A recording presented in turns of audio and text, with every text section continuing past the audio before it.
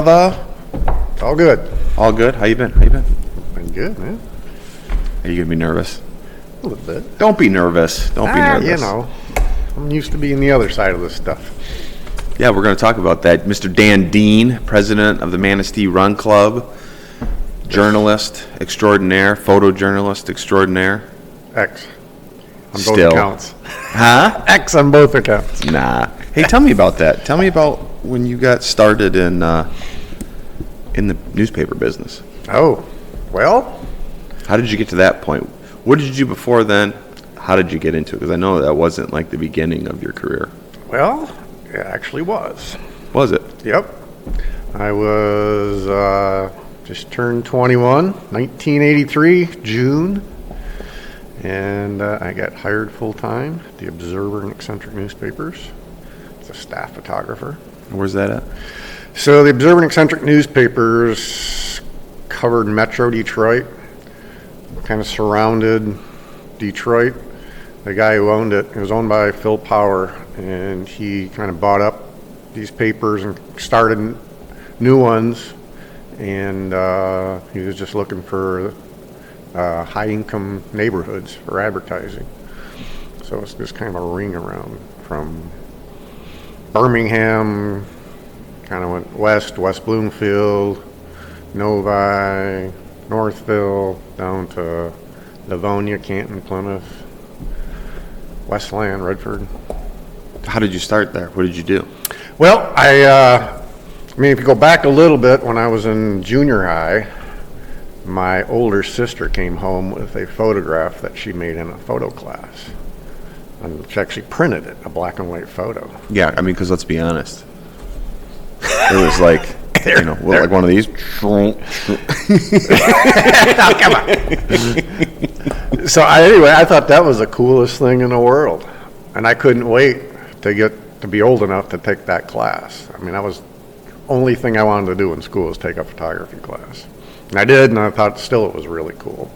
This episode is brought to you by the Outsider of Manistee. We're showcasing their family tavern, their beer garden, and their arcade. Their large outdoor patio. This place is really awesome. It's very focused on family, getting people outside, getting them to tour the city of Manistee, showcasing our social district with their newly added indoor bar, which is awesome. They have 6 drafts, over 100 canned beers and canned cocktails to choose from on the menu. This is a really awesome place for the family. You got to mess the kids, fill their pockets full of quarters, let them have at those pinball machines. Mom, Dad, enjoy a nice cold draft beer or a canned cocktail. Get yourself something to eat, feed the family, feed the kids, wake up that liver a little bit, and then go enjoy downtown Manistee. These guys are located at 457 River Street. You can find them on outsidermanistee.com. Call them at 231-299-1235 or order for pickup and delivery at orderoutsider.com. Check this place out. You won't regret it. This episode is brought to you by the Ramsdale Regional Center for the Arts. You can find them online at www.ramsdaletheater.org. Or you can reach them by phone at 231-398-9770. So check the website for the ticketing information. That's www.ramsdaletheater.org. And pretty much that's when I decided I wanted to be a photographer. Okay. And I took a class as soon as I could get in high school. Then I was like, well, that's the only class they offered. So then I convinced my teacher to let me do an independent study. So we call it a photojournalism independent study. In my project, we took a family trip to New Orleans. And so I took all these pictures of New Orleans and I kind of hooked it with the song. I forget the name of it. You know what I'm talking about? Down on the streets of New Orleans. Oh, anyway. I don't. Is it an old song? I want to say is it Grateful Dead? I'm not sure. So you did like a photo montage? Yeah. Is what you did? Yeah. Okay. Kind of like thing. Was it on like a slideshow? Nah, she didn't have any slides. I just made prints and put it on Gotcha. like on storyboard. Yeah. Okay. So that was really, that got my start. And then she had I think it was a former student came in, and he was at Michigan State, and he was on the state news, a photographer for the state news, and he had a slideshow and how he got to cover like Magic Johnson and the whole, the college. Michigan State? Yeah, Michigan State. They were really good back then. Yeah. And I thought, whoa, you get to travel and do all this cool stuff? I'm definitely going to do this. And then I read a book a buddy gave me. It's called The Shooter by David Hume Kennerly. And he was a young guy that got started in photography, and he went and covered the Vietnam War. He kind of talked his way over there, convinced AP to give him a credential. And he wound up winning a Pulitzer, and then he went on to be presidential photographer. I mean, he was a really big name. But so he was another inspiration that I got. So I wanted to go to Missouri because that was where all the photojournalists went to. Why is that? They just had one of the best programs in the country. I gotcha. University. MSU, yeah. Gotcha. Missouri State University. I think, is that right? And so my dad was like, No. nah, you need to be an engineer. Yeah. You ain't gonna make no money taking pictures, Dan. So we went and visited, and they said, well, your first 2 years, you're not going to be in J school anyway, so might as well take it back home. And J school is journalism school. Gotcha. Yeah. So I wound up just starting at the community college, took a photography program, graduated from there, and the last class I took was I take that back. I graduated. Then I went to OU. Let me back up a little bit. I'm getting old. I can't remember this stuff. We got all day, all morning. So Until we have to pee. yeah, right. I graduated, and then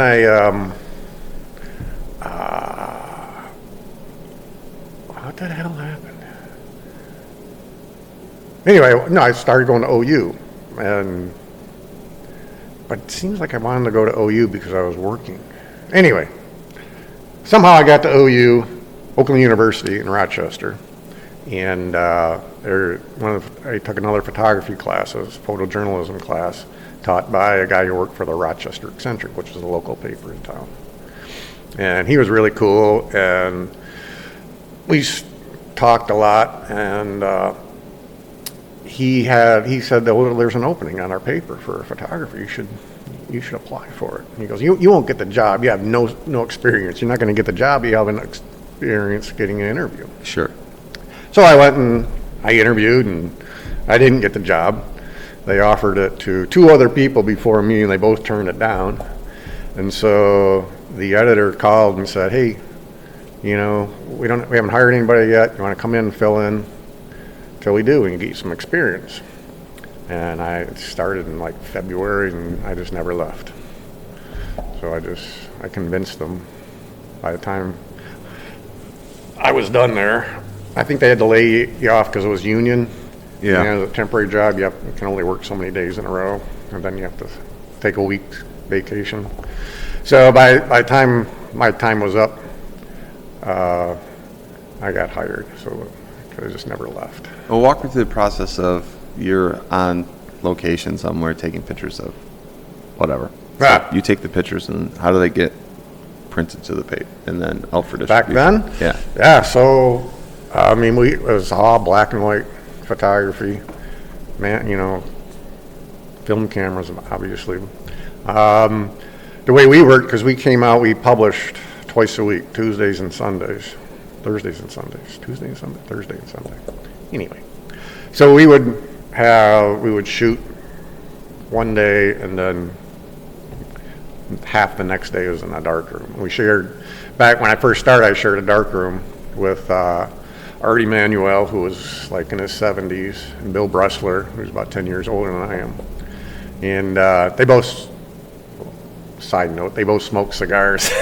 And that was the coolest thing. You could smoke at work. You go into the newsroom. That's just full of cigarette smoke, I bet. Yeah, and there's people there with cigarettes, ash about this long, billowing up, typing away. It was the coolest thing ever. But yeah, so you go out and you shoot 3 or 4 assignments one day. You might shoot one in the morning, and then you spend the afternoon. You develop your film. You wait for it to dry. You go through and edit it. How do you edit in that format? So there was a light box, Okay. and you had like this little, we call a loop, little magnifier. So you just kind of hold it up to your eye and spin the negs. And you just look at each negative and you edit on the negative. And we'd have like a paper punch. So we just punch the edge of the neg that we wanted to print. Okay. So you do that. And you might have 5, 6 rolls of film you go through, and you kind of put them around your neck, walk into the dark room, and you go to each person had his own enlarger, and then you can just feel the notch. Yeah, I always wondered, like when I would watch older movies or whatever, and they're developing the film, they never show. Well, I've seen them do the eyeglass thing or whatever and look, but then it's always like they're coming out of this liquid and they've got this big fucking piece of film picture that they're putting up, but like I don't know how it got from this little thing to. So there's an enlarger. So it's like this tall machine with a lamp in it, and it had a carrier in it. So you'd place the negative in the carrier, and then you'd have a timer. So the timer would come on, give it some light, and you'd put a piece of photo paper in an easel below it. And while you're on the enlarger, you're kind of cropping it. You're making sure you had to manually focus, make sure it's nice and sharp. And you put a piece of paper in, and then you just start guessing what the exposure is going to be. No shit. So, I mean, after, you do it a while, you knew you'd probably get really close. Now, what's the deal with the liquid, the water, and the? All right, so what you would print it, and then you take you expose the photograph. It's like exposing a piece of film. So it's just a piece of we print it on 8x10 photo paper, and you take the paper out, and then you put it into the developer. And in about 2 minutes, you just kind of swish it back and forth. You just kind of lean over through it. So what is the developer? What exactly is that? Is it just like a chemical? Yeah, it's a chemical. Okay. So you're just swishing it, and then that's the coolest part about it. Yeah, and then it kind of comes to life in the liquid. It's kind of like when you do a Polaroid. Yeah. It comes to life. It's just coming to life in the liquid. And you get to where you think it's right, and kind of pull it out, and you drop it in the next bath called the stop bath, which stopped the development. Unless you got that dialed in, you could screw some pictures up, hey? Yeah, so then you swish it around there for 30 seconds, and then the last is a water wash to rinse everything off, and you leave that in there and then you take them out, and how the hell do we dry them? Yeah, like when I would see it on shows, they were hanging with paper clips on string or something. Yeah. But I don't know. It seems to me we had a dryer. God, I don't remember. It's been so damn long. Yeah. Huh. Yeah, I know we had a big cabinet to dry our negatives in. Yeah. So, the negative, you take it, film out, you rewind it into a canister, and then you go into a completely dark room. There's no red light. There's nothing. It's pitch black. And you got to use like a can opener, pry open the film can, and then you take the film and feed it onto like a metal reel, and you kind of spin it so it's on a reel. And then you take the reel and you put it into a can with a lid. And then you can turn the light on because it's sealed. And then the same thing, you pour developer into that. You wait a few minutes, dump that out, put it in water, and then when they're done, you rinse them out as well. And then you hung up on a cabinet that was a dryer. So the cameras that you were using back then, like how many pictures could you take out of them? 36. So, obviously today cameras are like, you could instantly see if the picture is good or not. So were you just taking and just refilling constantly? Yeah. So you'd come in to look at these pictures. You'd probably have, for one place that you were at for like an hour or two, you'd probably have a few hundred pictures or more. No, because you're a lot more conservative because you don't want to look through all that crap. Because the more pictures you take, that's the more you have to go looking through. Now, when I first started, we had an allotment. They would buy us a box. I think there were 50 rolls of film, 36 exposure rolls of film in a box. And I think that's what we got per month. the So company you really supplied. had to be, subjected when you. When I first started, I secretly would blow through it because I was so nervous I wouldn't get a good picture. And I'd have to go buy some of my own. So I'd keep adding to it. I did that for a few months just because, Yeah.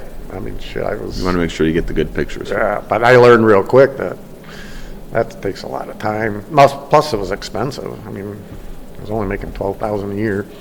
Spending, a bunch of money on film wasn't the was this- wisest thing to do. Yeah. Well, I mean, you want to do it right, Yeah. and you want people to enjoy what they're looking at. Yeah. You want to make sure you got it right. I could see that. I could see myself doing that. Yeah, I don't know. Yeah. Just keep firing off pictures. So, I mean, but once, that didn't last all that long, kind of get the hang of it. And, you had to make sure, the first thing you're asking what was the first thing you do when you go out on an assignment. Well, check the light was the first thing you do. If it's inside, you're going to take someone's portrait, for example. We had a studio at the office where people could come in, but most of the time we go out and take, portraits, if we're going to do a portrait per se, at someone's office, if they're, whatever they are, we try and get some kind of environmental portrait to make it a lot more interesting than just somebody sitting there with a blank background.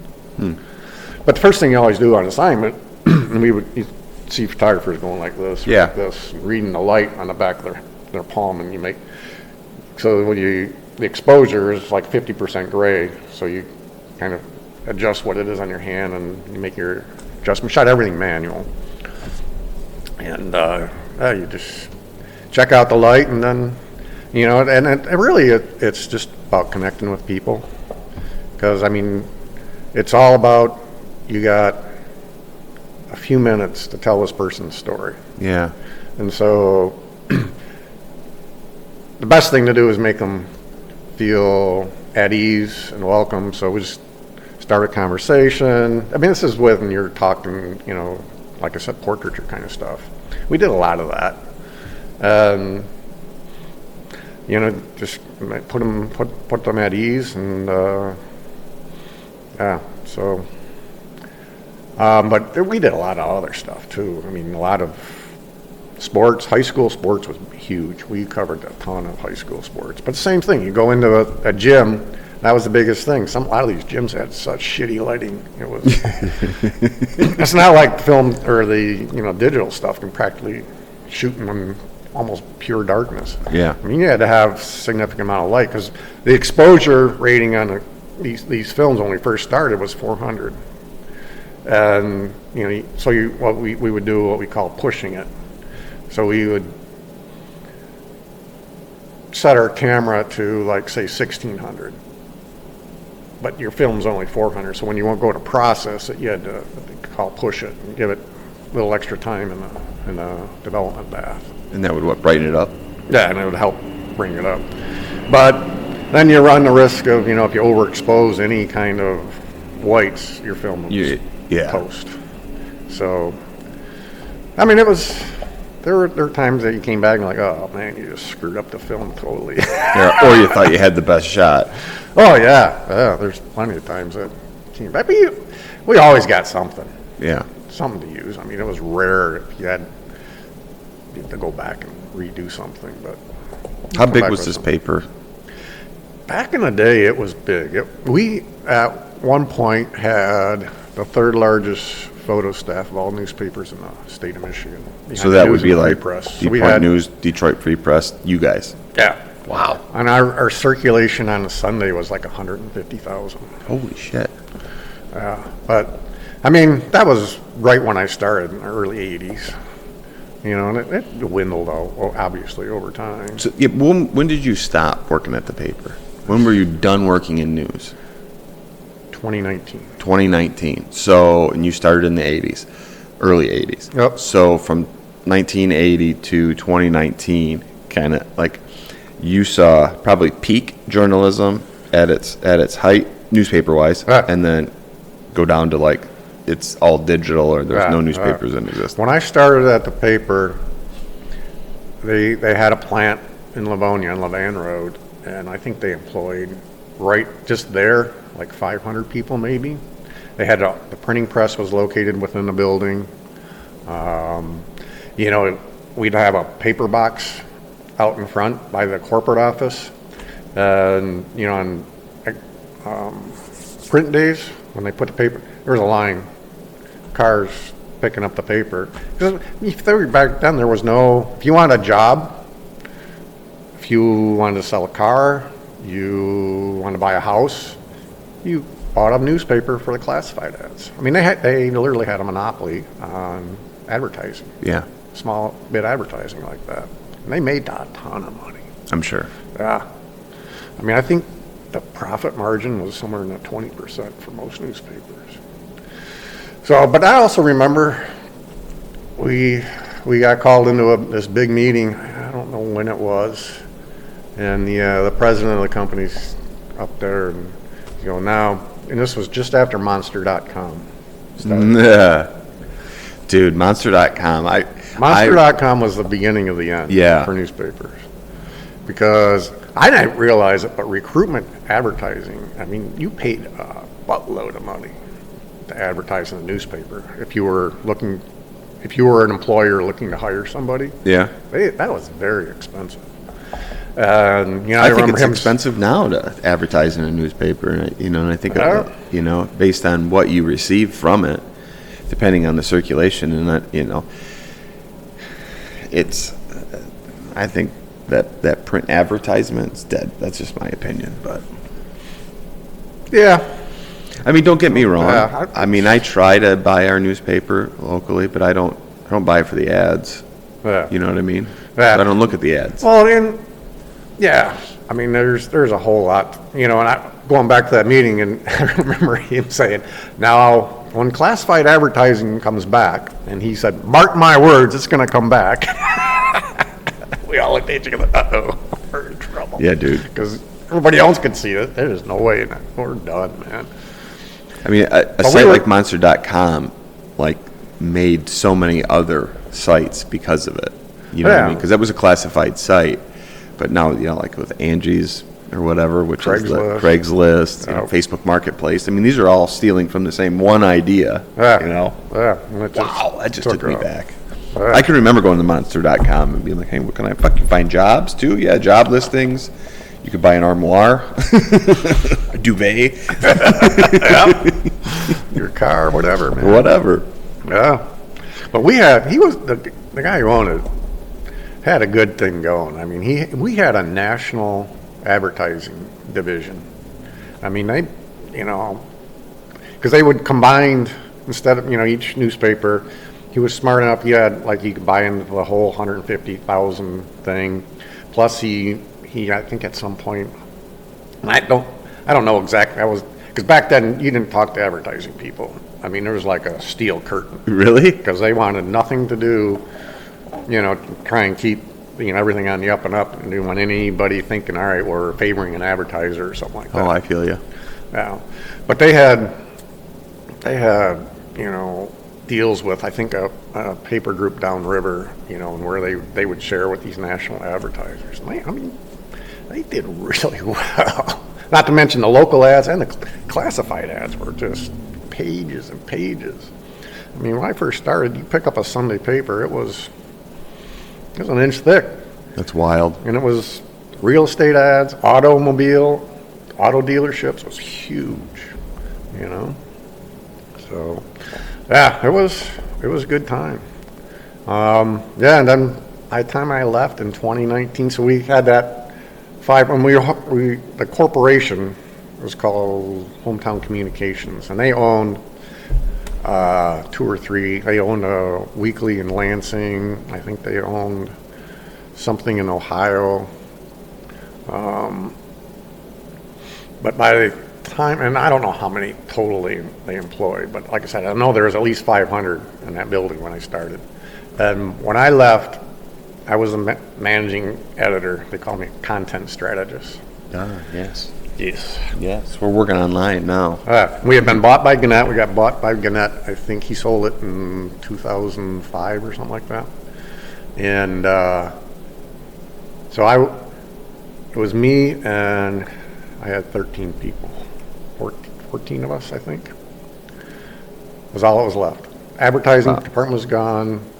Circulation was gone. Now, remind me, what was the peak employment there? I mean, just in that one office, I think it was at least 500. Plus, you got all Holy these, shit. all the satellite offices. Because back then, every newspaper we had a community editor. It had 1 to 2 reporters. It had a sports editor. They had what was called a life editor and a photographer. Some of the sports and photography might have shared 2 or 3 different newspapers, but yeah, I mean that was a huge staff. Yeah, man. I mean, our staff for our little local paper, one thing was bigger than what any one newspaper now has for daily. Yeah. So it was, Wow. Yeah, And you guys were just publishing twice a week? twice a week. yeah. Holy shit. But we would fill these huge papers with we didn't purchase content from anywhere.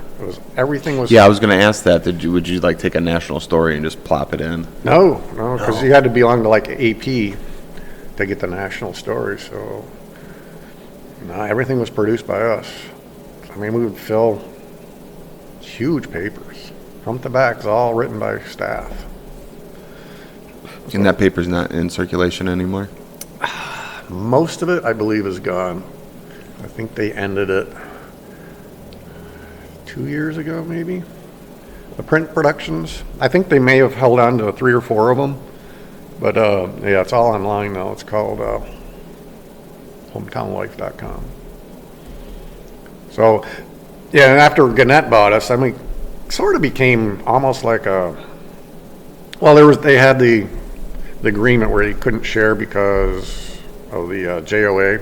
So the News and the Free Press, I don't know if you know this, had joint operating. So their editorial department was separate, but their advertising and circulation department were combined. Really? And they're all printed, they might have been printed in 2 different locations. But when they bought us, because they own the Free Press too, so we technically couldn't share stuff, but as the years went on, it started to share, and we basically became like the little stepchild of the Free Press.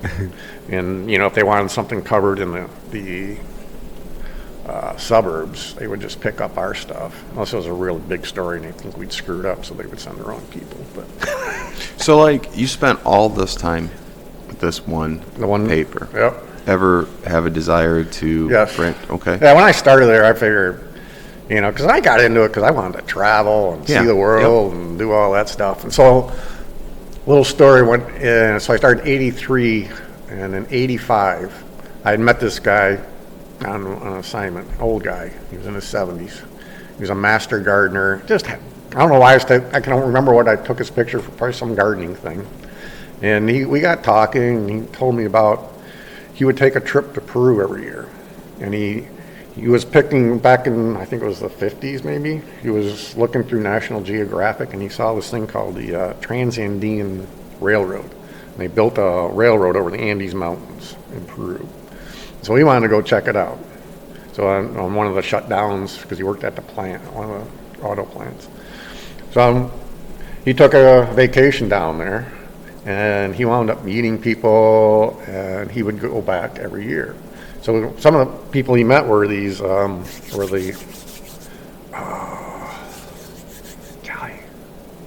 can't remember. But they did medical missions in the jungle. Like Doctors Without Borders kind of thing? No, it's not Peace Corps or UNICEF. It's a religion. I gotcha. Yeah. Yeah, kind of like the Mormons. Kind of like that, but it wasn't. Yeah. Or maybe it was. No. They're taking a religious trip.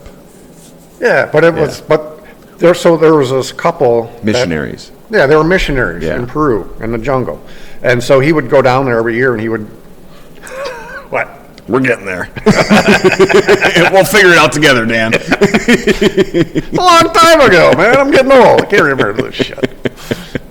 Kids ask me about my childhood all the time. I go, I don't remember. I don't remember mine. To be honest with you. Anyways, Peru, missionaries. So he would take these trips, and I go, wow, that's really cool. Can I go with you? He goes, sure. He's leaving he would land in Lima on January 1st, 1986, 1985. So you're taking pictures of this guy. You get this conversation about him taking a trip to Peru, Yeah. and you're like, "Can I go with you?" Yeah. And he said, "Yes." Yes. Awesome story so far. And he was going for a month. Yeah. And it's like, well, I took my 2 weeks vacation and went with him. And I thought I'd, come back and have this nice bunch of photos and get them published in the paper. And that never happened. It was a union thing because I wasn't getting paid and stuff like that. They wouldn't allow it. God, fuck. But anyway, I'm definitely pro-union, so I love unions. I think they have a place. I think it's needed, especially if you have terrible management that doesn't treat their employees right, gives them a voice. But anyway, not to digress. Except when you have something to share from Peru. But anyways. Yeah, I well, digress. I understood. I was mad at the time, but Yeah. I certainly understood. Sure. But it didn't take away from the fun I had and the experience. And so the first thing that happened, so we fly down to Miami, and we're in Miami International Airport, and I don't know what airline we're going to take, but everything over the loudspeakers was in Spanish. There's nothing in English Sure. that I remember. And I was counting on Rudy, my traveler friend, who, well, he forgot his hearing aid. He couldn't hear squat. No. Plus, he didn't speak as much Spanish as he said he did. Nor did he understand it. Yeah. So it was by complete luck that we got on a flight that we're supposed to out of Miami. But from there on, it was kind of, you knew where you were going because all the airports were smaller. We had to make a stop because that airline didn't go.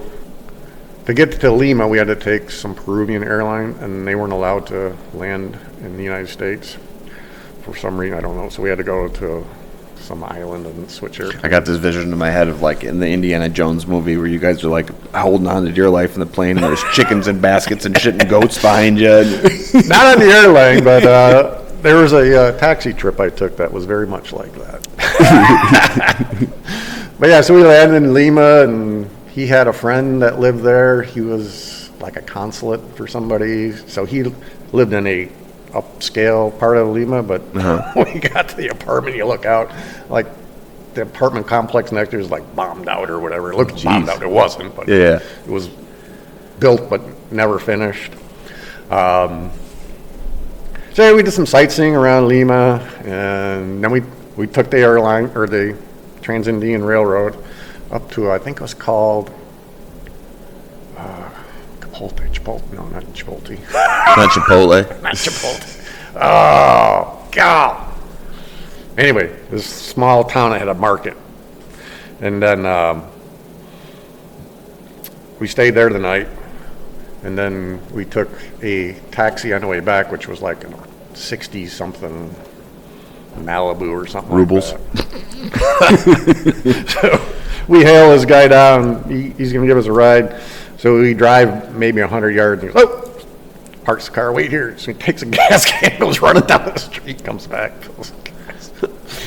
So, but we were, Little by little. he was in the front, I was in the back, and I think there was at least 4 other people in the back seat. And it was Yes. a long, long ass ride back to Lima. And then from there, we took a flight out to jungle area, and the idea was Seventh-day Adventists. That's who we were going. Gotcha. And the Seventh-day Adventists had a mission where they flew little airplanes out to remote villages to bring them supplies and do stuff like that. I mean, you remember George Perot? George Yeah. Thoreau? Perot, he had a travel program. I'm sure I Anyway. watched it. I'm sure I So- watched it when I was a kid. I mean, they would go out and the only white people they'd probably see were these missionaries that would fly in. I mean, this remote stuff. And this is really what I wanted to get. I want to go on a plane and go way deep in that jungle. So we get there and we meet these guys. Well, all their planes are non-functioning. So they're like, we're not going anywhere for like a month. So I said, great. So then I went with Rudy out to this medical clinic. And to get to the clinic, we took a taxi again, but it was a old beat up Toyota pickup truck. And they put benches in the back. And this is where there were chickens. I think there were a couple outboard motors. There may have been a goat, a pig, I don't know, whatever. All just crammed in the back of this thing. Just going over these roads through the jungle. And we get to this one point, and there's this bridge. And he's like, everybody got to get out.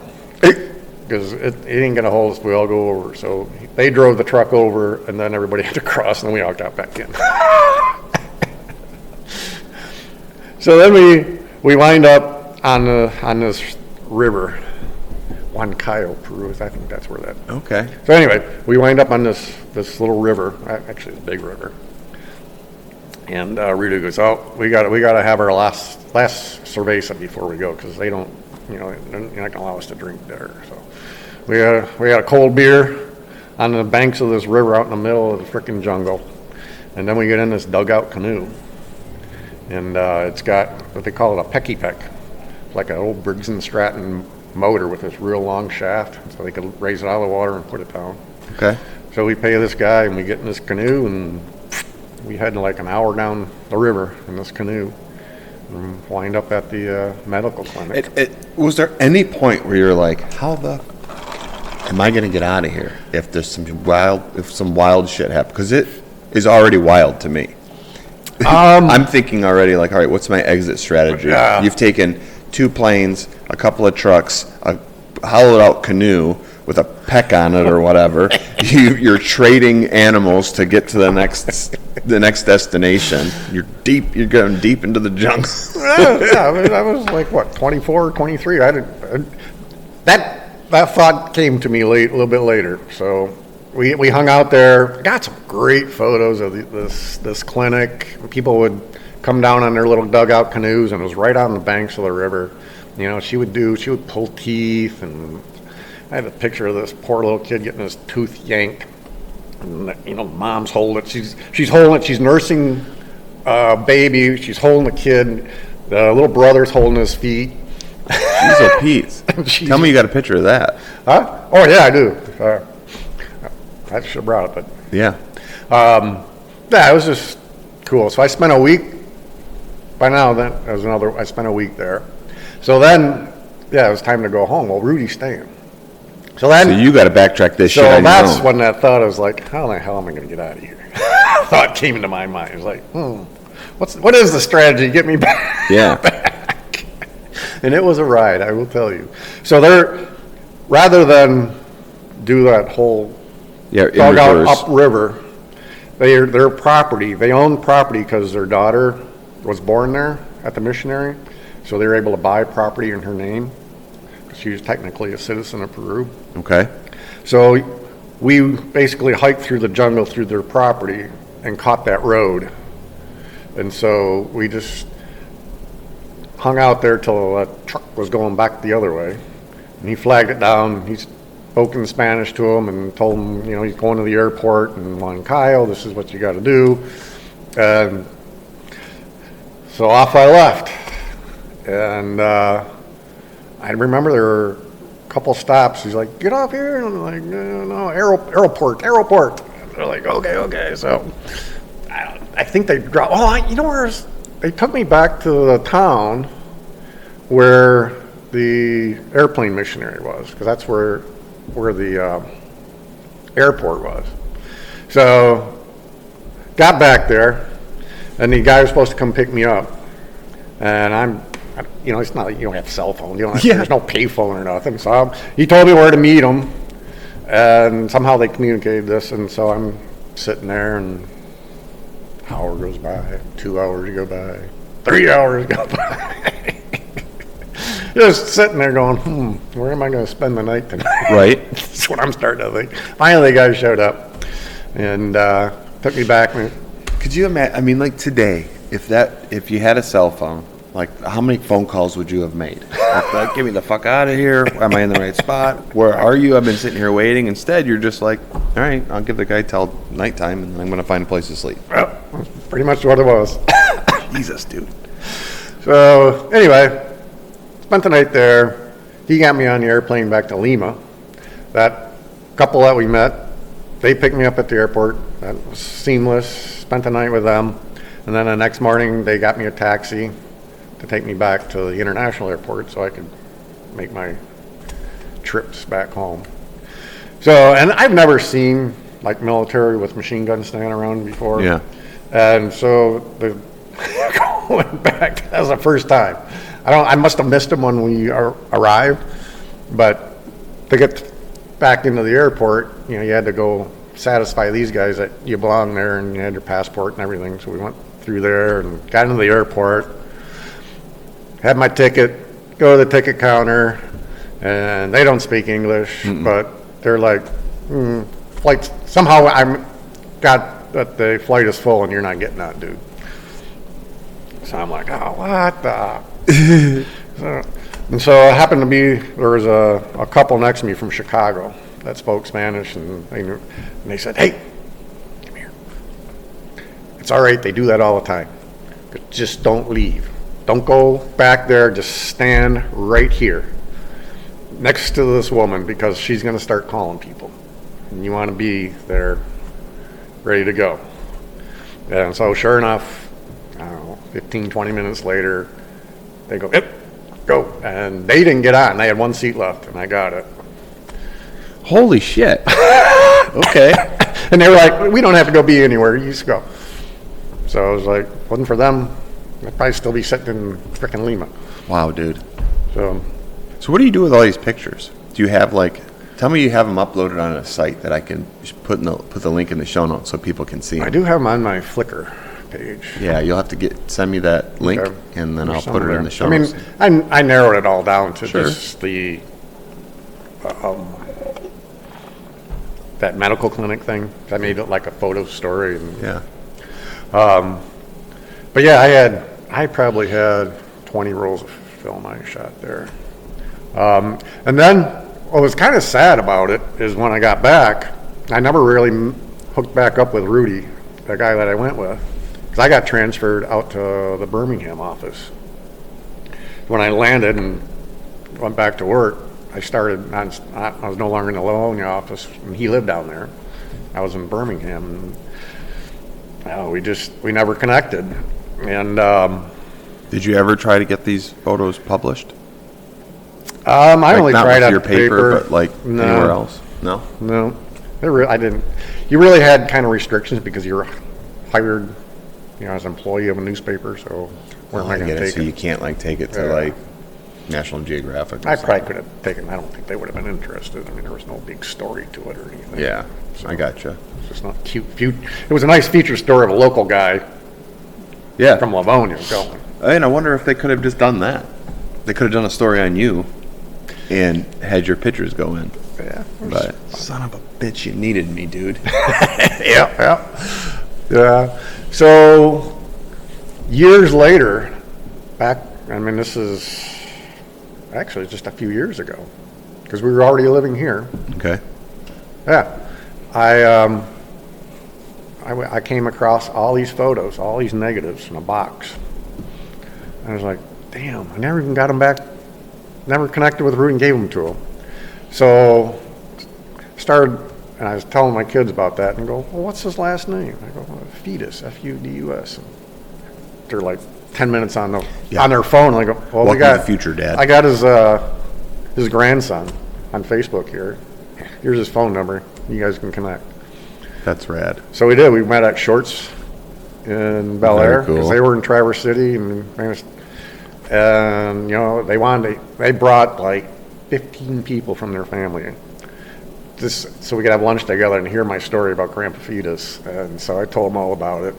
We kind of choked up a little bit, but I gave them all the photographs, and they were so thankful of it. So finally, it was like, oh, this was. You could bookend that chapter of your life. That's I was like, that was really cool. I'm glad they got it. And so yeah, it was kind of cool. So that whole ordeal though of that travel, I go, I'm not set out to be like a war photographer like I really thought I wanted to be. Yeah. Could you imagine if there was bombs and shit going off around you while you're out there? I was somebody like, else can do and that. I wasn't, I just wasn't that good at. I mean, people have a knack. No, see, those I guys think you that- have a knack though, because you've taken so many pictures of our events, and there's definitely that photojournalistic eye. You take the most descriptive photo and like candid photographs and they look amazing, dude. Oh, thanks. They really do. Like I can pick out a Dan Dean photograph. If we took like all the photos that we have from our events, I can pick your photos out. If I didn't know like ahead of time, I'd be like, that one right there's Dan's. Yeah. I mean, you do it, you just start to see things differently, But what I meant by that, I didn't have the knack. I mean, I didn't have the knack of like staying alive in a war zone, and instinctively going where you're supposed You'd be to go. the American reporter died in this. Like the first week I was there. I mean, those guys that do that shit are. Yeah, they're hardcore, man. Yeah, they're hardcore, and we need them. Yeah, definitely. We need them over for sure. They do a great job,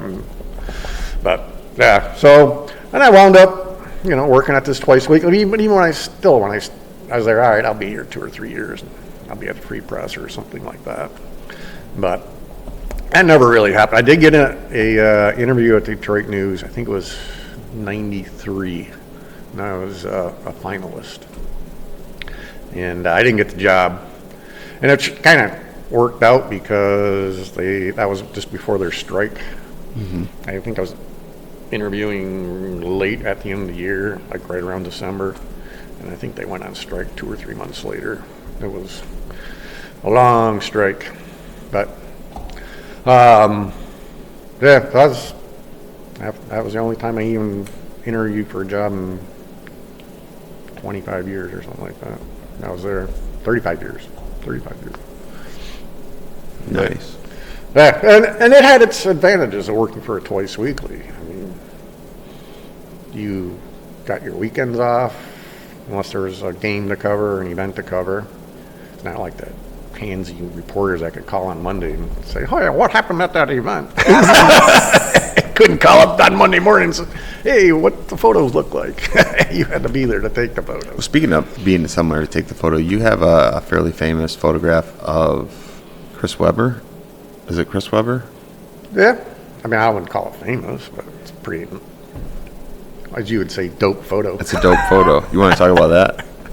There's just really nothing to it. I was just working in Birmingham. We covered Detroit Country Day, and there was actually Steve, one of my photography partners. He hated shooting sports, and I enjoyed shooting sports. So a lot of times when they got into like state playoffs and stuff, he's like, "You want it?" So I would usually, and Country Day was always in the playoffs. Yeah. Or Catholic Central. There was always a team from our area in the playoffs, and Steve's like, "Oof, you have at it, man." So I would, cover Country Day when it came to basketball. And I remember, I believe this game, and Marty, our sports editor, would know better, but I believe it was at Carleton Airport, and it was in the playoffs, and they lost. But that year, I don't know if I took the photograph that year or the year after, because he wound up in the same spot. And that game was crazy. This guy was like a man amongst boys. Yeah. He was not going to lose again. I mean, he just, for a high school kid, he just tore it up. I mean, it was amazing to watch. But yeah, he had a really good supporting cast. It wasn't just him. Oh, yeah. I mean, I think of the 5 starters, probably at least 3 or 4 of them went on to play college ball. But, yeah, so it was a dunk shot that I got. I mean, he was just hanging on a rim. I think his tongue's hanging out. He's just hanging on to it. And I think it was the second year because you could just tell he was having fun. Yeah. And but it was, I don't know how it ever got online because I never put it there, but it's definitely online. And I gave prints of it I'd always go back and give prints to the school and stuff like that. I don't know, so maybe somebody scanned it and put it online, but if you Google Chris Webber, Detroit Country Day usually shows up under images. No photo credit. Eh, Come on. I don't care. Yeah, no, it's not that big a deal. I got paid for it. It's not like it. So were you paid by the shot? Like you'd get a shot for the paper, It was a job. When I was a photographer, it was a union job, so we got made pretty decent wages. I remember when we had the guild would put out a newsletter, monthly newsletter, and it had a list of the wages for all of the guild papers, and I mean we were pretty high up there. We paid better than a lot of the small dailies. Why would they list the wages? And everybody knows what you're making. Because it's basically public information, I believe. Really? Yeah. I wouldn't want anybody to know what I'm making. But it was a good job. We would, like the Observer and Eccentric typically wasn't a paper where someone out of college is going to get their first job. Because they could attract, veteran daily reporters who were sick of the grind. Yeah.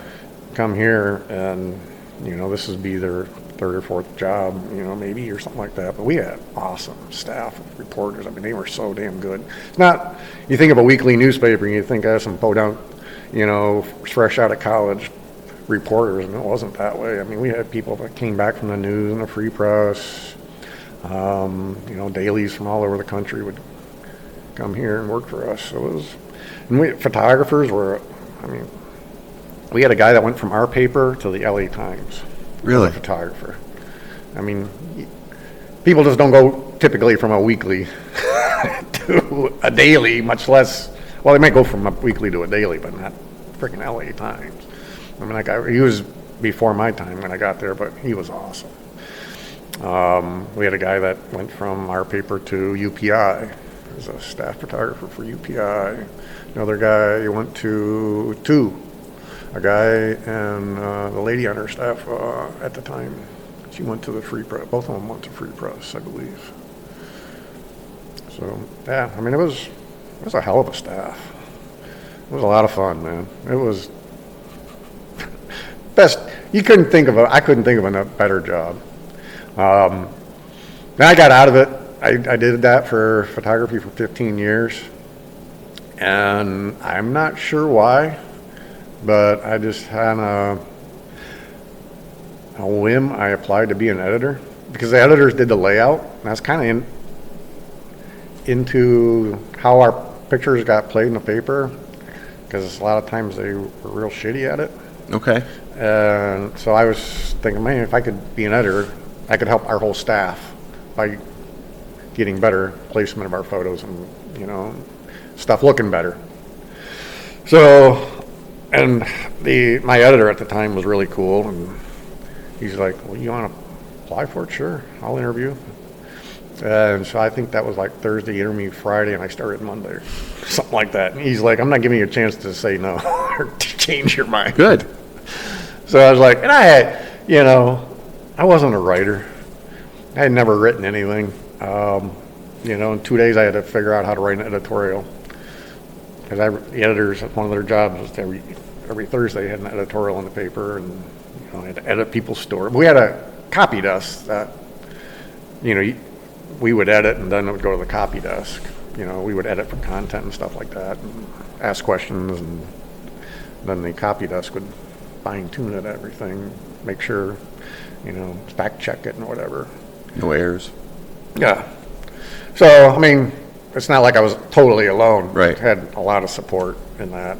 And so I did that for a year, and I was kind of pushing that we need to have a design desk. So all the copy editors at the time did the layout. And I thought, and it was kind of the trend at that time that they would start these things called presentation desks, where you'd have copy editors and like graphic designers together on the desk, and the designers would lay out the paper and the copy editors would write the headlines, and they kind of worked together as a team. So I was really pushing for that. And a year later, they started this thing called the presentation desk.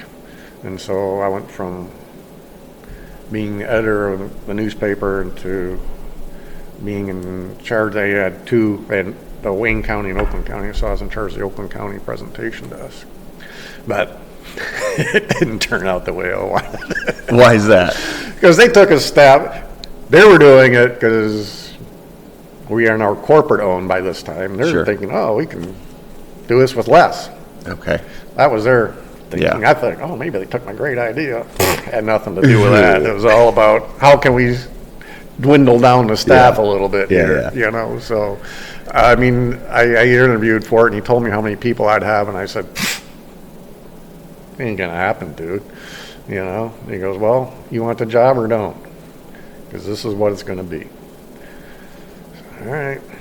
So I took the job, 'cause I really didn't, I don't think I had it. Because I had switched from being the editor of Troy to, I launched a new Waterford paper. Well, then I killed it after a year. Yeah. So I was like, I think I was going to not have a job if I didn't take that job. So I don't know if I really had a choice. But then they combined it. So I was in charge of the Wayne and Oakland County. And at one point.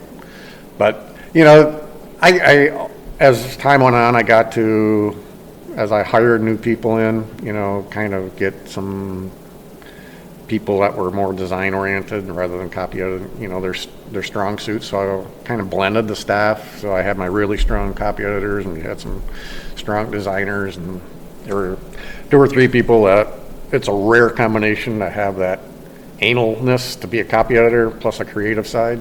We had two or three of those people too. So they made me look good. Good. Put it that way. It was a hell of a lot of fun. It was frustrating because we couldn't do really cool design, because we had to crank so many pages out on design night. You know, there were newspapers that as I was looking into it, their designers or their desk would probably do 10 pages a night. There were some nights we were doing over 50 pages a night.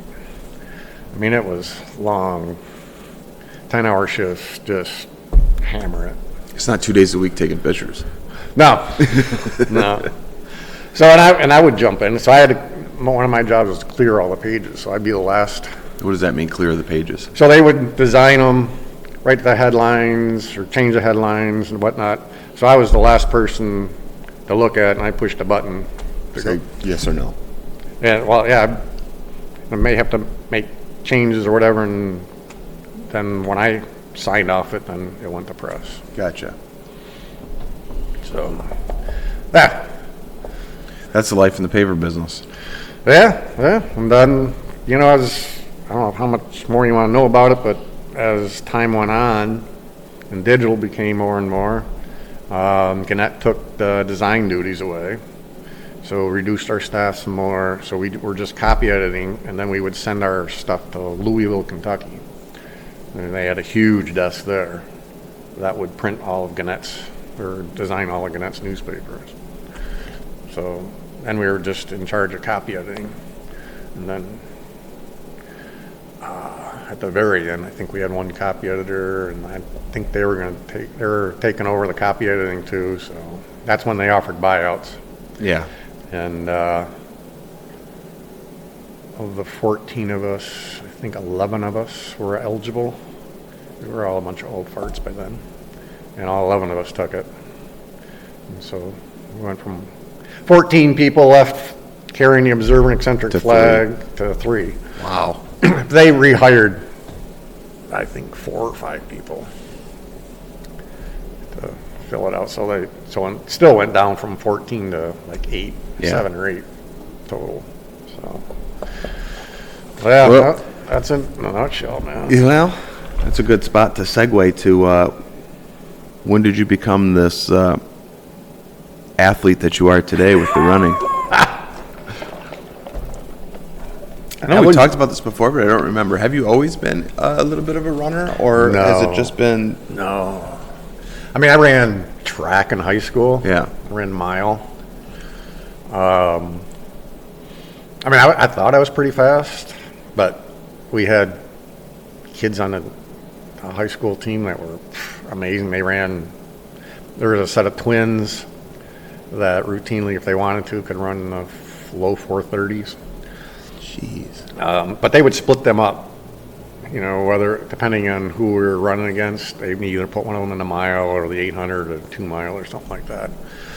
So, I mean, I could run a sub 5 pretty consistently in 450s. That's still pretty damn good, dude. Yeah, I think it was because I played hockey and track Didn't team know right that. after hockey. What? I didn't know you played hockey. Oh, yeah. Hockey was my sport. Really? Yeah. Really? Yeah. I don't even know how to ice skate. Oh, yeah. I started when I was 10. We lived in Rochester, and they built a new ice rink there. And my parents were big hockey fans. They had season tickets to the Red Wings and stuff. So they're like, "You want to play hockey?" And I'm like, "Yeah, let's go." And so Let's go. I probably didn't say that back then. Yeah, fuck yeah, let's go. And so they had this big tryout. I remember this, and I remember driving home. My dad's like, "How do you think it goes?" I go, "I'll be a first string center. Don't worry." First string center. Nice. Which there was no such thing as a first string center. Yeah. Might be first line, I guess. I don't know. Yeah.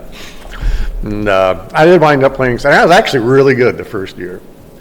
And I mean, I remember scoring a lot of goals and one of the top in our team or whatever. So I was like, not bad. Maybe I'll be a hockey player or something like that, you know?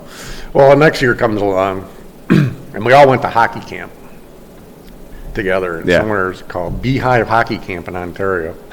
So the next year we come back, all these kids were like way better. I was no longer like really good. I was like really mediocre. But yeah, I loved it.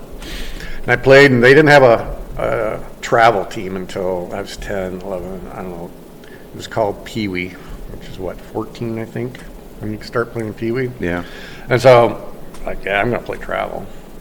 So I go out to try out. Well, travel teams not only, you know, draw from the entire house league, which is probably 5 or 6 teams or more, plus all the surrounding area.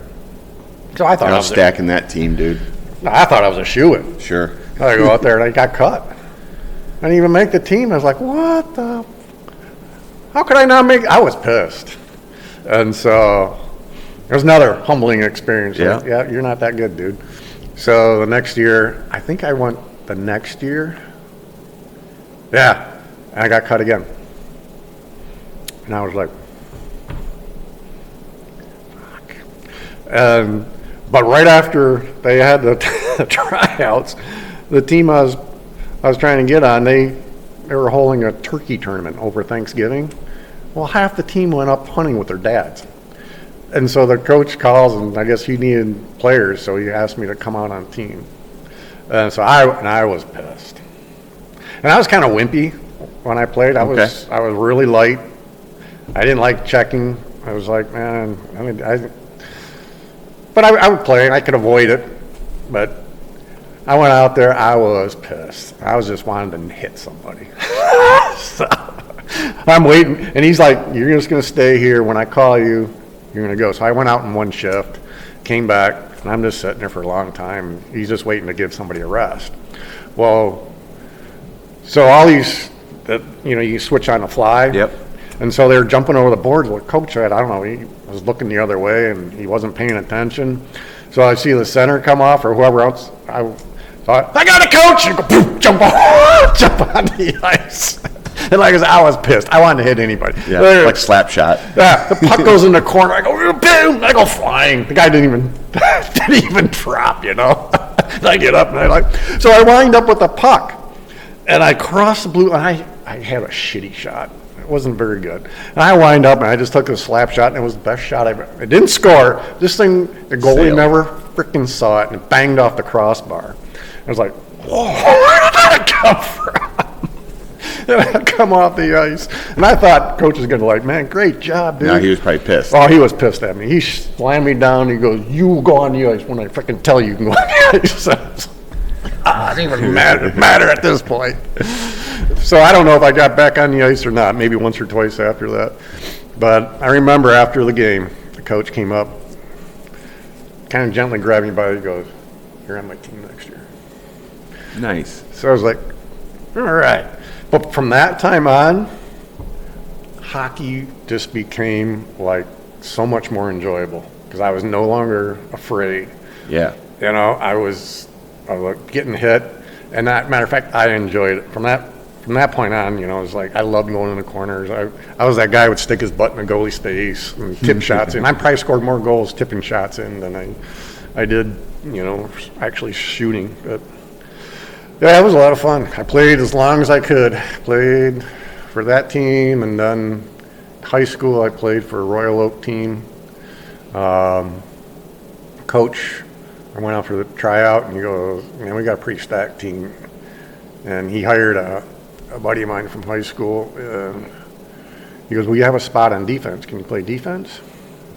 And well, I never played before. Well, I wound up making a team playing defense, and I sucked. And so next year, I think he said I could come back and play defense, but I just really didn't enjoy it that much because I didn't think I was that good at it. Yeah. And so this other team, the Michigan Arrows, who I played for the year before, I went back to them and played. So when I left, though, that team went on, the Royal Oak team went on to win like a national championship in travel sea hockey or whatever it was. So that was fun.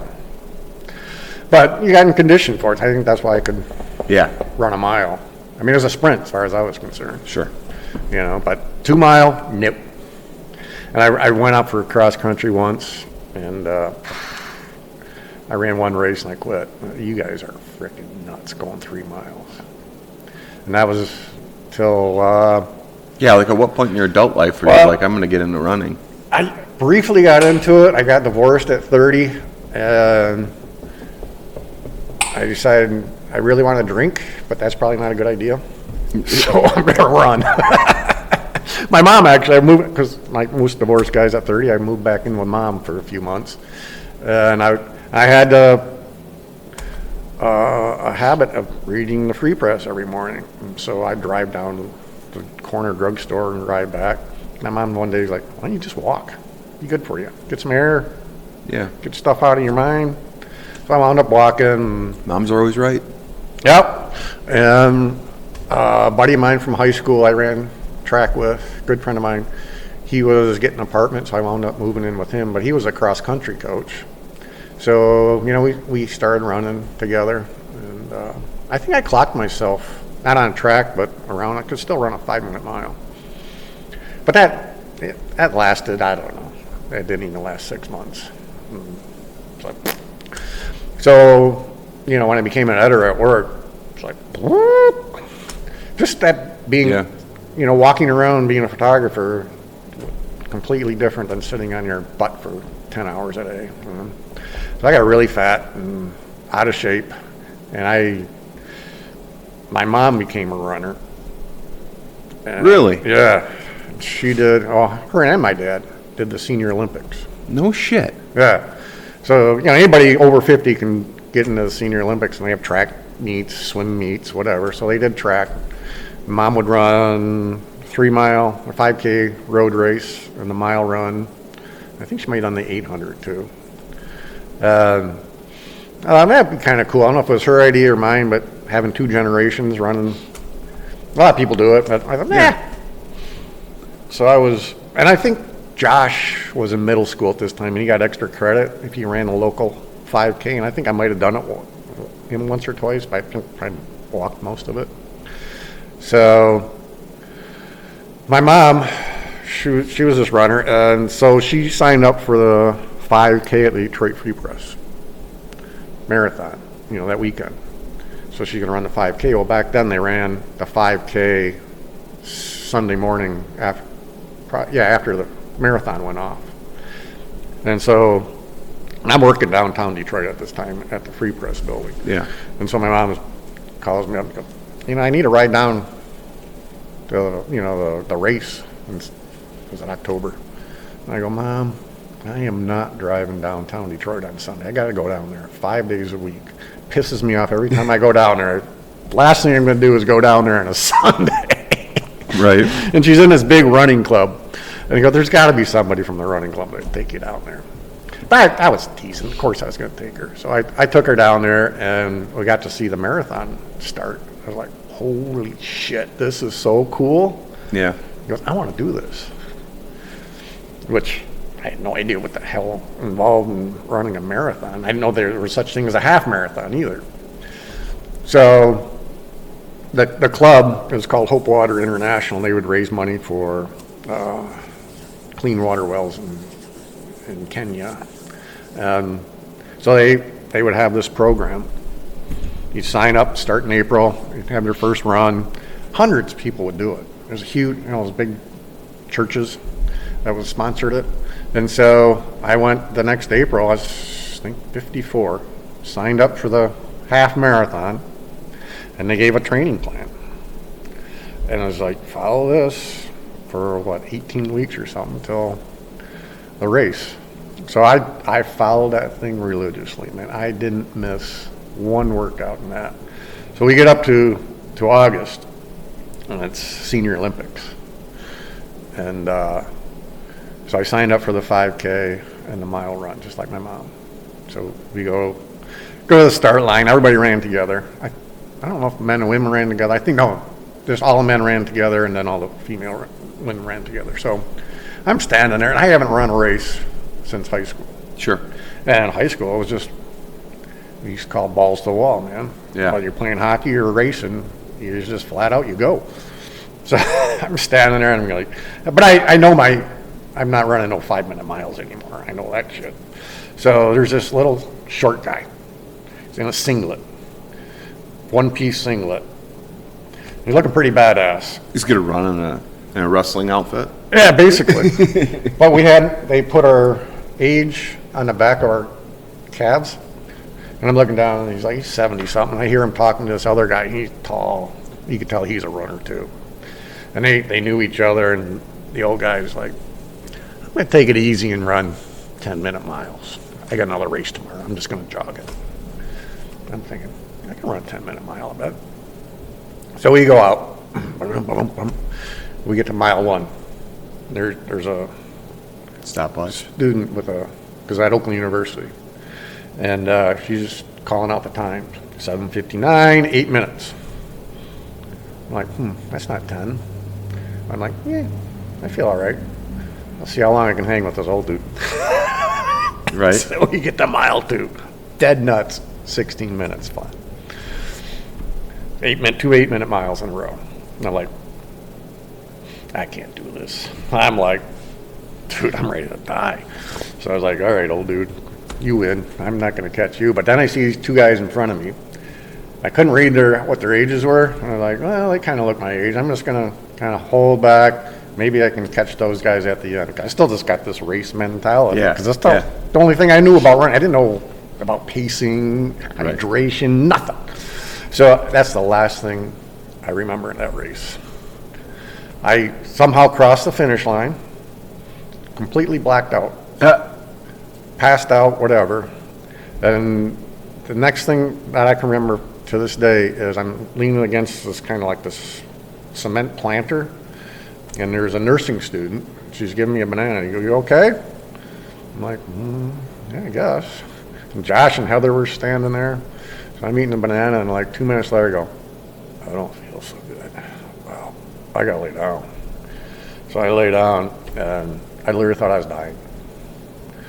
And I'm like, and this is going through my mind. I'm like, fuck, Kathy's working. Here I am, not gonna be able to say goodbye. My kids gotta watch me die. Jesus Christ, Dan. I thought, literally, I thought I was having a heart attack. And I was dying. I mean, it felt like that. And it was like, and then she freaked out. She called 911. There was a doctor over there, and he came running over. He's like taking my pulse and goes, your pulse is kind of strong. I think you're going to be all right. And I'm like, and it was just like this passing thing for about a minute, and then I felt fine. This doesn't bode well for us to talk about Gear Up for the Cure Up. We want people to sign up for that program. Well, when they come to the meeting, I'm going to kind of tell that story, because what it comes down to is hydration. So after, when they called 911, and then by the time the guys I got my 3rd place medal by then, came in 3rd. Very nice. And the paramedics are like, well, we got to check you out. I go, nah, I'm fine. They go, no, we have to. All right. So I go in the back of their little wagon there, and they do some tests, and they do like an EKG, and they go, dude, we're going to the emergency room. I'm like, I feel fine.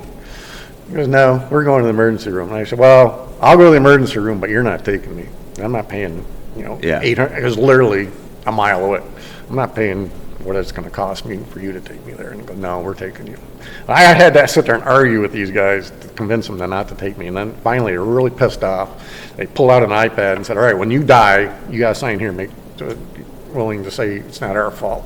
All right, fine. I feel fine.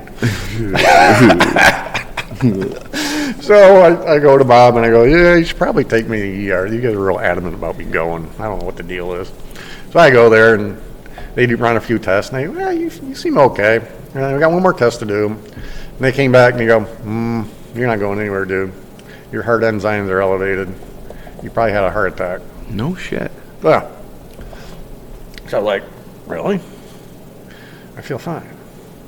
Well, we're just going to do a test tomorrow. And so they did something where they went and they you didn't have a heart attack. They figured I was probably severely dehydrated. And they said in some cases that could elevate your heart enzymes, I guess. I don't know. And now you run every day. Pretty much, yeah. Pretty much. Yeah, and so I was Thursday, and I said, well, can I run the mile on Sunday? They said, yeah, go for it. Just drink some water. Drink some water. Yeah. Nice. So I did. I learned about hydration. Hydration doesn't start the day of your race. It's kind of a lifestyle. So that was my foray, and I went on and ran a half marathon. It's very cool going over both bridges in Detroit into the Windsor, or not the one bridge and through the tunnel back. Super cool. And next year, I signed up for the marathon, just like every good person does, right? To do a half marathon, you got to keep going. You got to do it. You got to keep going. And so I did the marathon the next year, and it was hell. It was absolute hell. I mean, my legs locked up with cramps around mile 19, probably because my hydration still was. Nutrition, it's key. Yep. And it was just a struggle to finish. Kind of run, walk, jog the rest of the way. Made it just under 6 hours, which was the cutoff. But same with that same group, and they still had their tent in the Free Press parking lot. And there's a guy with a microphone. So everybody comes back. Yeah. There are actually people still hanging around. Sure. Most of them had finished 2 hours earlier, And so I remember his name was Zach, and Zach goes, hey, so how was it? This is the worst thing I've ever done. I go, you people are nuts. I will never, ever, mark my words, do this again. Yeah. And he's like, boom, okay. So I go in and I sit down. And, Did he signed up for the next year? yeah, well, I was chatting with, 10 minutes go by. I don't feel so bad. That's pretty awesome. It's kind of like childbirth, I guess. I don't, obviously, I've never had a kid before, but. So these smart Alecs I'm sitting with, they're all going, you know what you need to do? You need to sign up for the New York City Marathon. He goes, it's probably a 3 or 4 year process because it's a lottery. He goes, we've been trying to get in for 2 or 3 years and we still haven't gotten picked. He goes, by the time, you keep running, you'll want to do it again. All right, so I signed up for it. So I think the announcements come out in April, and I'm sitting in the car. Remember, we had just dropped Heather off at dance. Me and Josh are in the car. We're picking her up. And my phone, I'm looking. I started cracking up. You're not going to believe this. And he goes, you got that race, didn't you? Wow. Yeah, I got the New York City Marathon the next year. And you had to do it. Had to do it, which was cool. But also a buddy of mine got in it too. And then the great Hal Comerson was there. He was this group had, Hal Comerson was the Rochester High School track coach. And I went to Rochester Adams. And so all these years later, I'm running with Hal. Now I get to do the New York City. I didn't do it with him because he's amazingly fast. Sure. So, but I got to see him before and afterwards. But yeah, so that was, dude, if you ever get the chance, that was so much fun. It didn't hurt nearly as much, but just going through all these neighborhoods, starting like near Brooklyn, over the Rosano Bridge, go up Brooklyn. I mean, just line 10 people deep screaming at you and hooping and hollering. You know, all the pubs are out to the street full of people drinking and having, it was just so much fun. I would probably probably wouldn't do that again. I have a policy, I never do the same race twice unless it's like a local race. But it was fun. So I've done that. I wound up doing Pittsburgh because I lived in Pittsburgh for a couple of years, and I did one more. I did like a virtual one during the pandemic. You've done some triathlons or bike swims. Yeah, right? I did the first swims. IronMan in Michigan. I did a 70 Traverse City Ironman. I was in Pittsburgh. I did a couple. Yeah, those are a lot of fun. Absolute machine.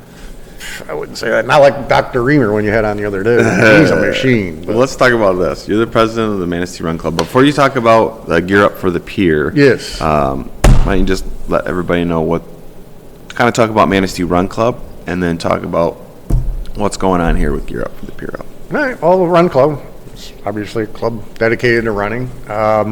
You know a lot about it. I kind of took it over for you. I remember coming in there one day and said, "Hey, retired dude, why don't you see what you can do with this?" You've done great with it. So, yeah, I mean, we plan 2 to 3 weekly group runs. We do, starting now, we're doing a track workout on Tuesday nights. On Thursday, we have a fun run. We meet somewhere in town, usually go at a nice, easy pace for 3 or 4 miles and have a beer, dinner afterwards. We've been meeting at Outsider. We've met at North Channel. We've met at Third Life. We kind of just move it around. But starting, I think, the first week of June, we'll move it down to the beach for the summer. Then we bring like a cooler beer and other non-alcoholic stuff for people to sit around, chat afterwards, stand around. We'll do cookouts every now and then, social stuff. We have a party at the end of the year, and then we plan and do races a lot together as well. So talk about why you think a run club is important if you're a runner. Like why do you seek out run clubs? Because I know that when you moved to Manistee, you kind of sought out. You know, you looked, is there a run club, someplace where I could come, run, meet people, and maybe get connected in the community. Yep. Yeah, absolutely. I lived in Pittsburgh. Our daughter was dancing ballet down there, and she's still in high school, so my wife and I kind of traded off staying down there with her. So the first thing I did when I got there was I arrived on a Thursday. I Googled Pittsburgh Run Club. There was one meeting Saturday morning. It's just a way of, I mean, if you're a runner, number one, you don't have to run alone. Right. And it's just a way to meet people. I mean, I'm kind of over, like, I need to do PRs and be fast, all that stuff. I did my triathlon. I did a sub 2 minute half, and that was my biggest goal in running. It's like I did it. So, Sub 2 hour half. what did I say? 2 minute. Yeah, I'm really fast. 2 hours, definitely 2 hours. By like 1.5 seconds. Yeah. Hey, I still did it. But yeah, it's just a great way to meet people. I mean, it's a social thing, and you're running. It doesn't matter. I mean, running spans all socioeconomic. It doesn't matter who you are, what you do. You know, you come together and you all have something in common. And, you know, if you want to be a runner, if you're already a runner, it's just a great way to connect with other people. That's why first thing I did in Pittsburgh, the first thing I did when I moved back here, or moved up here, was to seek out a run club.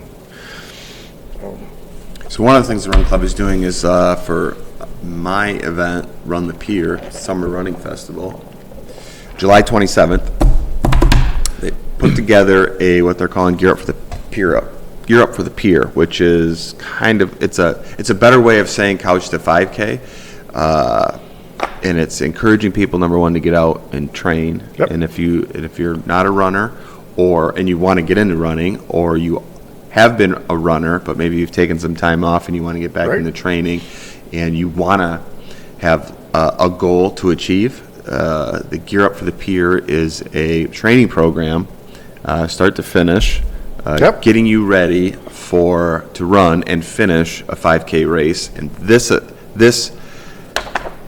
Gear Up for the Pier is going to start at the beginning of June. Actually Right. starts next week, The meeting is the 27th of May, correct? 23rd. 23rd of May. So yeah, Yep. it's coming right around the This corner. Thursday, yep. It's this Thursday. This Thursday, and then the training starts the week of Memorial, which is the following week, next week. Gotcha. Now, what is the training for this kind of look like to start with? Well, I mean, you can go online and find a gazillion running plans. And that's basically what I did for this. Because I think it's important, especially if you're starting, you need motivation. Right. You know, I don't know how many people, you know, January comes around, you know, you sign up for the gym, you go gung-ho, and, you know, you have a bad experience. Yeah, you get sore and you quit. Get sore or whatever. And then, of course, they're taking money out of your checking account every month, and you forget about it, and like 2 years later, oh, did I ever cancel that gym membership? Yeah. Maybe time to do it. But, yeah, I think it's very important that people connect with others doing the same thing. So I found this, and it's based on, I forget the lady's name who put this free one out there, but it's called My First 5K. And it just starts, and the goal is to take somebody from who's never run to being able to finish a 5K running without stopping. That's kind of the goal. But that doesn't mean that everybody who does it, they may not get there. It involves a lot of run walk. I think the first day is run 1.5 minutes, walk 1.5 minutes, and repeat it 8 times. I mean, that's where it starts. And then it kind of just builds. Just 3 days a week. And I don't think any of the workouts until you get to the last week are more than 20, 25 minutes. You know, but it's very, and, you know, we'll encourage people that, you know, you do it at your pace. You heard my story. Yeah, you got to do it at your own pace. You have to do it at your own pace, and there's no shame whatsoever if we get to race day and you're still just walking it. You know, you will finish. I guarantee if you go through it, you'll finish, even if you're just walking. And that's a major accomplishment. It is. You know, not everybody can do that. I mean, what do they say? How many people run like marathons? They're like, what, 1% of the world's I don't even population? think it's 1%. I Less mean, than for that? the world, it's probably Yeah. 1%. But I mean, if you run a 5K, you're a runner, and if Yeah. you're a runner, you're in the top 5% of the world. Yeah. So I mean, congratulations. and it does, and there's a lot of people that do run walk. There's no Yeah, hell shame in yeah. that. Who's the famous guy that does the run walk? I forget his name. I don't know, but every time I do a trail run, I walk a lot of it. Well, but there's Jeff Galloway has a program. I mean, there's run walkers that will finish way before I do without stopping to walk. Yeah. You know, I mean, they got it dialed in. They train that way. So it really doesn't matter. It's a guideline to start. And, you know, we will require everybody to sign up for the race before they start, because that's always the first bit of advice I've gotten. Day one I started riding is, you know, what do I do first? Sign up for a race. You know, well, I don't even know if I can finish a race. This is your motivation. Put money in, some little skin in the game, money, and that's going to motivate you to, you know, get there. You've invested something in that. Yeah. So we're going to require them to sign up for the race, and then, you know, the other aspect is on Saturday mornings, some folks from the run club will be there with you, you know, and it just helps to motivate you, knowing that other people are there alongside you, you know. So and I think it's great for there's people that may want to do this. I mean, And I tell you what, think- every Yeah, single that's- year that we've been producing this event, there is a handful of people that cross the finish line. Because my most favorite thing to do at this event is to stand at the finish line and congratulate every single person who comes across the line. And every year there's a handful, 4 or 5 individuals that cross the finish line. Then it's the first race they've ever done. or it's something that they've had as like a bucket list item. I want to finish a race. I want to get in a race. I want to finish a race. And there's emotions. People cry. There's a lot of hugging. It's an amazing thing. It is. If this is not a small achievement, I don't think. If you've never run before and then you put yourself out there, you put a goal on the calendar, you go out and run and finish a 5K. I get goosebumps thinking about it. It's pretty awesome to see these people come across the finish line. Well, yeah, I mean, it is emotional. First time you cross the finish line. Yeah. Because, you know, I mean, there's a lot of people that will say, you know, the finish line really is The beginning. the beginning, you know. Yeah, so the start line getting to the start line is the journey. Yeah. You know, from the day you decide to do this up to getting to that start line. That's the journey you're going to remember. Yeah. You know, I mean, yeah, it's emotional crossing that finish line. You did it. But once you get to the finish line, you know you're going to do it. Yeah. You know, it's getting to that point.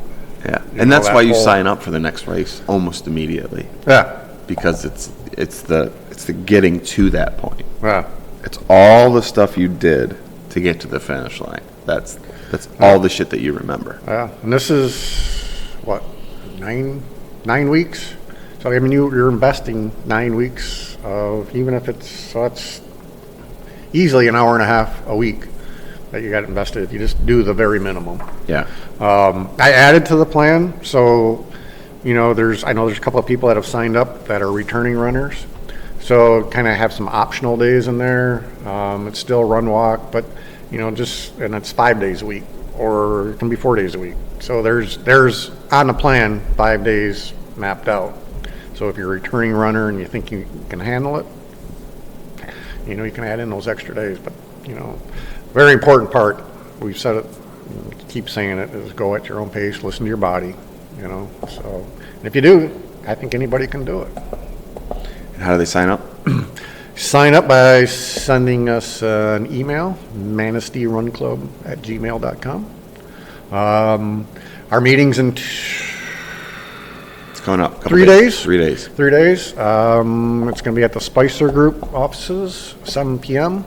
You can email us, just show up there. We are charging a $10 fee, just kind of cover some of we have costs running the Yeah, club. so I mean, sign up for the race because you should have a goal that you're trying to achieve, and like Dan said, it's going to put a little skin in the game. Now it's only $35, so it's really not that much of an investment to try to achieve your goal. It's not a monthly gym membership. Yeah.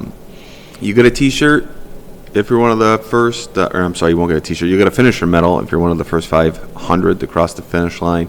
I think we're working on a little something special for the Gear Up for the Peer crew. So if you sign up for this, air quotes, Couch to 5K program and finish the race, you'll receive a little something for your efforts and some recognition at the actual event. So when the race is over, I'll be on the mic, or Dylan will be on the mic, somebody with Dan, and we'll be showcasing you guys and gals who finish this program, because I think that's important to kind of shed a nice big Absolutely. joyful spotlight on that.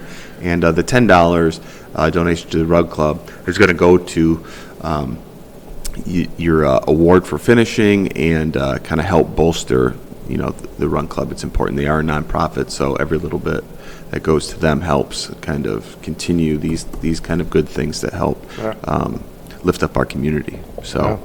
So that's the 23rd at the Spicer Group at 7 o'clock at night. Yep. You can also find them on Facebook, Manistee Run Club. So I encourage you to join the group on Facebook. Email manasteerunclub@gmail.com and tell them of your interest. But come to the meeting on the 23rd if you can. But reach out to either Dan, myself, or any of the Run Club members through Run Club on Facebook, and they'll help guide the way. You don't have to come individually. You don't have to be present at the actual runs. You can do the program on your own time too. Yes. Oh, yeah, definitely. Yeah. So you can come to some, Whatever your schedule allows. however your schedule allows. So I think this is a really great thing. And Yeah, the Saturdays are just kind of a bonus. If you can make it Saturday mornings, just meet other people involved with it and, you know, run with us. Got questions, and we can answer them. But if you are doing it on your own, make sure you hydrate. And hydrate throughout the week. It's going to start getting warmer. You're going to be sweating. You know, can we talk about the color of pee? I mean, you were talking about poop the other day. Yeah. So, you know, watch the color of your pee. If it's dark yellow, you need to drink some more water. Yeah, when I was in the Air Force, when I was going through boot camp and ground combat skills and all that stuff, and they're constantly saying, drink water, just water. I want that piss to be clear. Well, you don't want it crystal clear because then you're really overhydrated, but just a little kind of muted yellow is perfect. Like the color of that sky in this thing, so yeah. Yeah. No, but that is very important, though. I am here to tell you it's no fun to push yourself beyond your hydration, so. I think this is going to be great. We've already got a number of people signed up for it, so that's exciting, and we can build on this for next year. So even if we only have a handful of people that do it this year, I know that we can build on it for next year and it'll be an even more impactful I mean, program. I got plans in my head that, people want to do a half marathon, creating fundraising pages, look, I'm running my first marathon, donate, and we'll set up an account just like they did my first run club in Hope Water International. It's fantastic people, great group, but they raised a lot of money, tons of money, and people will donate when you are investing that much time into putting yourself out there. You're doing the hard work, and all you're doing is asking for a little donation for charity. I mean, people will respond. So it's a great way to raise money, and that's one of my future goals. I mean, starting small. I want it all right now, but Yeah, dude, trust me, I'm the same way. Like, how can I get it all right now? Instead of doing it little by little, I get it. Thanks, brother. Let's make it work. all right. Thank you.